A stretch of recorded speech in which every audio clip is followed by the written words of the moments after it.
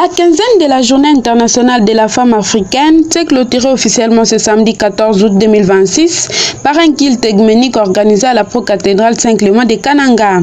Cette cérémonie religieuse a réuni plusieurs personnalités et couches de la société, notamment les autorités politico-administratives, les femmes et les hommes venus de différentes structures de la société civile et politique, ainsi que plusieurs autres acteurs engagés dans la promotion de la paix, de la solidarité et des droits de la femme. Selon Nathalie Kambala-Lusé, directrice pays de l'ONG Femmes Main dans la Main pour le développement intégral, ce qu'il avait pour objectif principal de prier pour les frères et sœurs de l'Est de la République démocratique du Congo, particulièrement ceux qui vivent les conséquences des conflits armés, et de demander à Dieu d'accorder une paix durable à la RDC. Elle a également souligné que cette initiative s'inscrivait dans le cadre des recommandations de l'État congolais en faveur de la paix et de la cohésion nationale. Vos prières, vos chants et votre présence ont touché les cœurs de Dieu, a déclaré Nathalie Kambala-Lusé, saluant la mobilisation des participants autour de cette démarche spirituelle en faveur de la paix.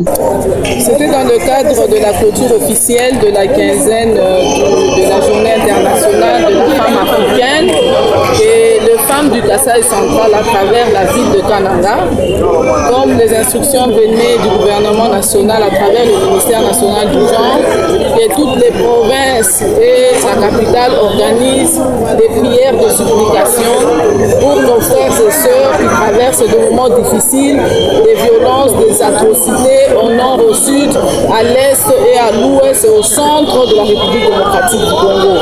Alors, comme nous, en tant que femmes, jeunes filles, hommes genrés, garçons genrés, nous nous sommes aussi exécutés de ce devoir de nous réunir aujourd'hui à la pro-cathédrale Saint-Clément pour dire d'abord merci à Dieu de ce souffle de vie qu'il nous a donné et aussi prier pour nos frères et sœurs qui subissent des violences de toutes formes. Nous disons merci d'abord à toutes les femmes, tous les hommes, toutes les filles, tous les garçons qui ont laissé leurs préoccupations de la journée et accepté de venir passer des heures et des heures ici pour faire les prières pour d'autres personnes qui n'ont jamais rencontré. Nous leur disons merci. Prenant la parole au cours de cette activité, le gouverneur du Kasaï central, Joseph Moïse Kambulunkonko, a invité les femmes à jouer pleinement leur rôle dans la construction d'une société pacifique. Il a notamment appelé les femmes à être des modèles, des femmes de prière et des actrices de paix, tout en les exhortant à éviter les comportements susceptibles de provoquer ou d'alimenter les troubles au sein de la société. Pour le gouverneur, la femme doit demeurer un facteur essentiel de cohésion sociale, de paix et de développement communautaire. De son côté, la chef de division provinciale d'Ijar, famille et enfants, a recommandé aux participants de faire de cette célébration un véritable moment de réconciliation, de solidarité et d'engagement. Elle a particulièrement insisté sur la nécessité de renforcer les actions visant à prévenir et combattre toutes les formes de violence, notamment celles faites aux femmes et aux enfants. Elle a invité chaque participant à transformer les prières et les engagements pris durant cette quinzaine en actions concrètes, capables de contribuer à la construction d'une province du Kasaï central plus unie, solidaire, pacifique et respectueuse de la dignité humaine. Je vous invite à faire de cette journée un moment de recueillement, de réconciliation, de solidarité et d'espérance. Que nos prières soient également des prières d'engagement. Engageons-nous à rejeter toutes les formes de violence basées sur le genre, à protéger les personnes vulnérables et à promouvoir une culture de paix dans notre province et dans notre pays.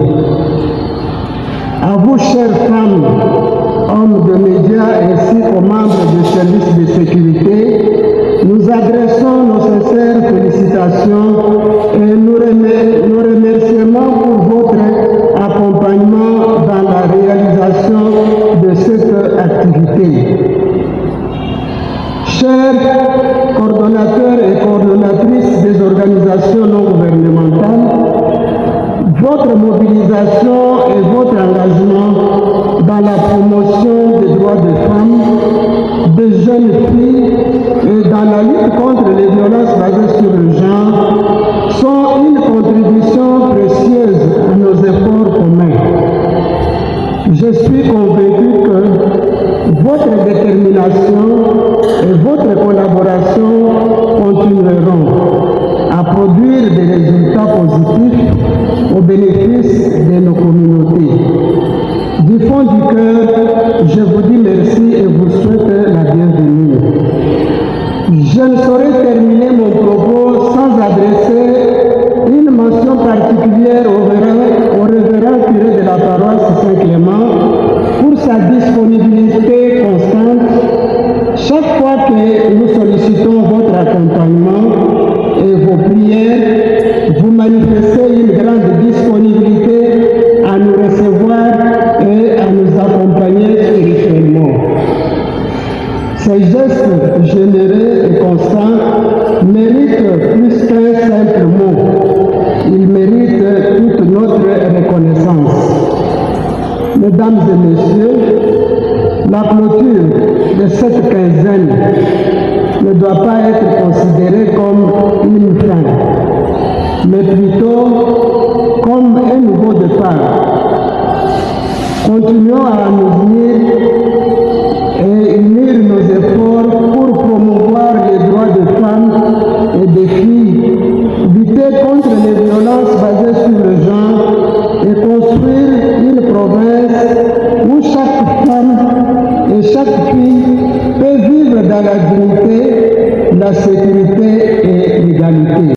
La clôture de cette quinzaine de la Journée internationale de la femme africaine s'est ainsi voulue non seulement comme la fin d'une série d'activités, mais surtout comme un nouveau départ pour renforcer l'engagement des femmes et de l'ensemble de la communauté en faveur de la paix, de la solidarité, de la lutte contre les violences et du développement du Kasai central et de la République démocratique du Congo.